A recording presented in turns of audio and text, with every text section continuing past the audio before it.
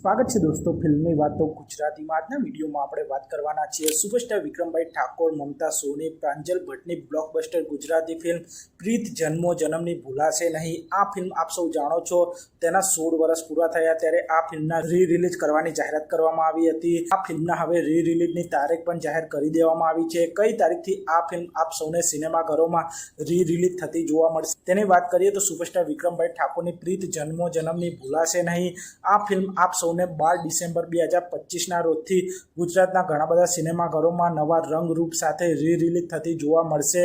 આ ફિલ્મના રિલીઝની official release તારીખ પણ જાહેર કરી દેવામાં આવી છે। આપ સૌ આ પોસ્ટરમાં જોઈ શકો છો, એટલે કે સુપરસ્ટાર વિક્રમભાઈ ઠાકોરની પ્રીત જન્મો જન્મની ભૂલાશે નહીં આ ફિલ્મ હવે થોડા જ દિવસોમાં સિનેમાઘરોમાં રિલીઝ થતી જોવા મળી જશે।